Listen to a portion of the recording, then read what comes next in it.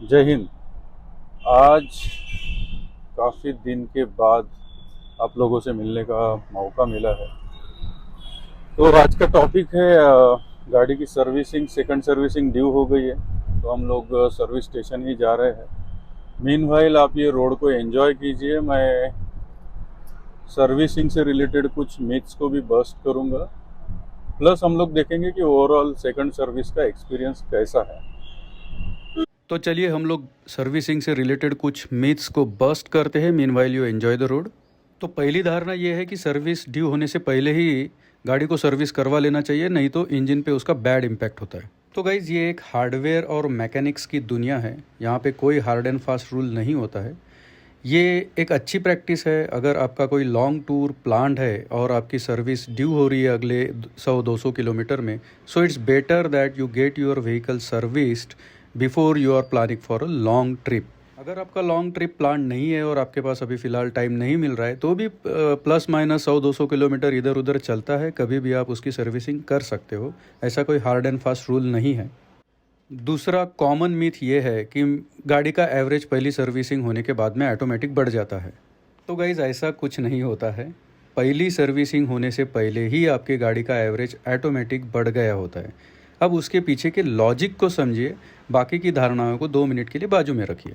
Logic एकदम simple है। जब आपकी गाड़ी प्रोडक्शन यूनिट से बाहर निकलती है तो वो हार्डली पहले 5-10 किलोमीटर के लिए सिर्फ एक टेस्ट ड्राइव लेके टेस्ट किया जाता है कि all hardware and mechanics are working properly और नॉट। उसके बाद में वो गाड़ी जहाँ पे डिलीवरी होनी है उस तरफ उसको पार्सल आउट कर दिया जाता है। तो पहले 1000 किलोमीटर्स तक जब तक आपकी गाड़ी चलती है तब उसके सारे हार्डवेयर्स और मैकेनिक्स सिंक्ड अप नहीं होते हैं, यानी एक दूसरे से मिलजुल के काम करने के उतने आदी नहीं होते, क्योंकि गाड़ी आपकी चली ही नहीं है। जब तक आप 1000 किलोमीटर चलाते हो इसके पार्ट्स ऑटोमेटिकली सिंक्ड अप हो जाते हैं और उसका इम्पैक्ट गाड़ी के परफॉर्मेंस पे और माइलेज पे होता है। तो इन शॉर्ट, आपको गाड़ी ज्यादा चलाना होगा, तब जाके उसके सारे पार्ट्स खुल जाएंगे और बेहतरीन तरीके से काम करना चालू कर देंगे। और ये एक्सपीरियंस हमको करीब करीब 800 किलोमीटर के बाद में हो जाता है, तब तक कि आपकी पहली सर्विस ड्यू हो जाती है। तो लोग ये समझते हैं कि पहली सर्विस होने के बाद में एवरेज और परफॉर्मेंस बढ़ जाता है। सो उसका एक्चुअल लॉजिकल रीजन सर्विसिंग नहीं है। अगर ऐसा है तो आप प्रैक्टिकली सोचिए, जब भी आपने अपनी गाड़ी को उस पहली सर्विसिंग को डाला तब उसमें उस सर्विस स्टेशन वालों में सही ने क्या किया। वो लोग कुछ नहीं करते। जब भी आपकी गाड़ी पहली सर्विसिंग को जाती है वो जनरली फ्लूइड्स को चेक करते कि वो टॉप अप अगर कुछ करना है तो कर देते हैं, हवा भर देंगे और गाड़ी को धो धा के आपके पास ला के रख देते हैं, प्रोवाइडेड आपके गाड़ी में और दूसरा कोई प्रॉब्लम नहीं है। तो पहली सर्विसिंग में एज सच कुछ भी नहीं होता है, सिर्फ फ्लूइड की लेवल्स चेक की जाती है और टॉप अप किया जाता है। ऐसा आउटसाइड ऑफ द बॉक्स पहली सर्विसिंग में कुछ भी नहीं होता है जो आपकी गाड़ी का परफॉर्मेंस या उसका माइलेज बढ़ाए। प्रैक्टिकली गाड़ी जितनी चलेगी उतना वो उसके पूरे हार्डवेयर ट्यून्ड अप होंगे और अच्छे से परफॉर्म करना चालू करेंगे। इस तरह से ये अपना दूसरा मिथ भी बस्ट होता है। तो अभी हम लोग सर्विस स्टेशन आ गए guys.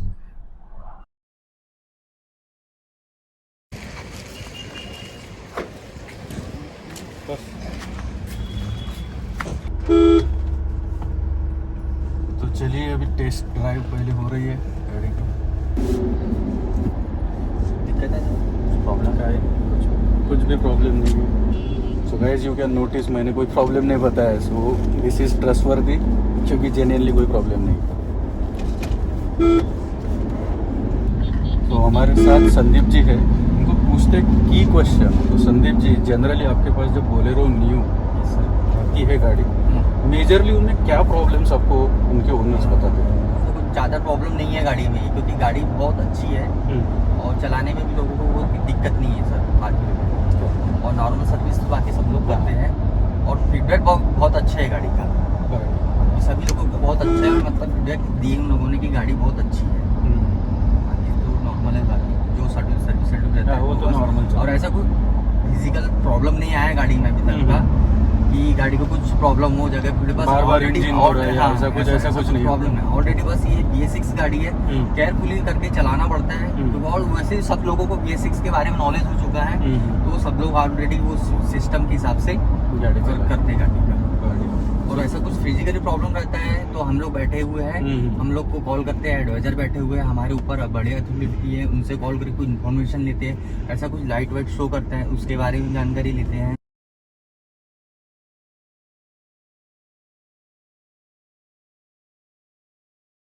Correct, thank you Sandeep ji. So guys आप देख रहे हो कि हमने क्लियर कट सर्विस स्टेशन जो लोग वहाँ पे एक्चुअल गाड़ी पे काम करते हैं उनसे पूछा, तो मेजरली उनका कहना है कि गाड़ी में कोई प्रॉब्लम आता नहीं।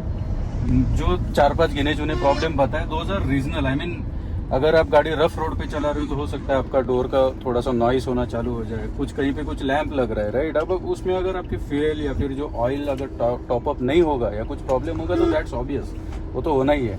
लेकिन जैसा कि भाई गाड़ी के इंजन में प्रॉब्लम हो गया, गाड़ी खड़ी हो रही है या फिर ब्रेक नहीं लगा, कुछ भी ऐसे नहीं, ऐसे एग्जांपल्स जो जान पे आ जाए या फिर रिकरिंग हो, ऐसा कुछ भी नहीं है। So whoever trying to buy or whoever is planning to buy this vehicle, please go ahead and buy it because we have genuine feedback from the people who are working on these vehicles day and night. यहाँ पे हम लोग अभी थोड़ा rough road पे testing कर रहे हैं ताकि सस्पेंशन और बाकी की चीज़ें भी ख्याल में आ जाए। यू कैन सी मक्खन की तरह चल रही है, सब टेस्ट हो रहा है, रिवर्स ये वो, कितनी स्पीड से भागेगी क्या।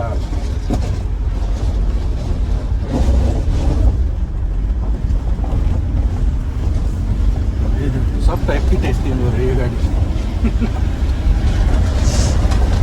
बनी जिस चीज़ के लिए वो तो टेस्ट करना ही पड़ेगा। ऐसे भी रोड में कैसी भी चला होगा, ये गाड़ी में कोई प्रॉब्लम नहीं है।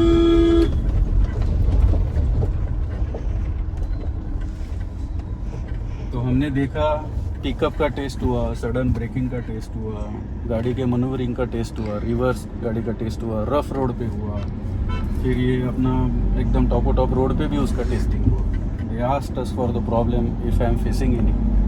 रेड ब्लू यहाँ से स्प्रे होगा और जो हमने रीजन वाली वीडियो में एक्सप्लेन किया है उस तरह से ये जो चीज़ है ये काम करती है। डायग्नोस्टिक टेस्टर नाम का एक डिवाइस है, उसको लगा के एड ब्लू का लेवल ये लोग चेक करते, तो ऐसा मैन्युअली नहीं होता है। So that is a very good thing. So guys गाड़ी को उनको हैंड ओवर कर दी है। दे आर सेइंग कि 4-4:30 बजे तक आ जाएगी, अभी 10:30 बज गए। सो लेट्स सी कितना बिल आता है एंड कब मिलती है गाड़ी। सो भाई after a day long servicing we finally got our vehicle, और ये दूसरी सर्विसिंग जो 10,000 किलोमीटर के बाद की जाती है उसका टोटल बिल आपके सामने है 4,108 रुपये लगे हैं। तो दूसरी सर्विसिंग और तीसरी सर्विसिंग काइंड ऑफ फ्री होती है फ्रॉम लेबर चार्जेस।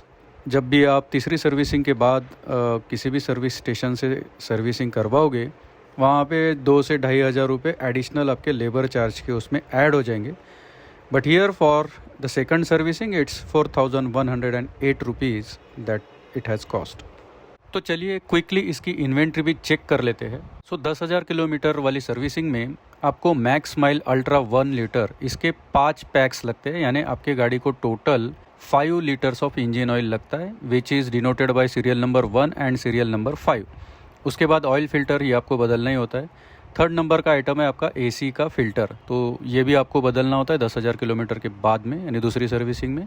उसके बाद आइटम नंबर 4 देखिए, मैक्स माइल एलाइट 1.8 लीटर, इसका एक पैकेट डाला गया है गाड़ी के डिफरेंशियल्स में, यानी सिंस अपनी गाड़ी रियर व्हील ड्राइव होने की वजह से जो पीछे मटका होता है इन ट्रेडिशनल लैंग्वेज, उसमें जो ऑयल लगता है वो यहाँ पे बदला जाता है। और जो आइटम नंबर 6 आपको दिख रहा है, ये जब आप सर्विसिंग करने के लिए जो नट खोलते हो वहाँ पे जो ये होता है वॉशर होता है, उसको निकाल के ये नया रिप्लेस कर दिया जाता है। So this is the total ingredient. इसके बाद में अगर समझ लो कि बाय एनी चांस आपका एड ब्लू का लेवल कम हो गया होगा तो उतना टॉपअप करके दे दिया जाएगा।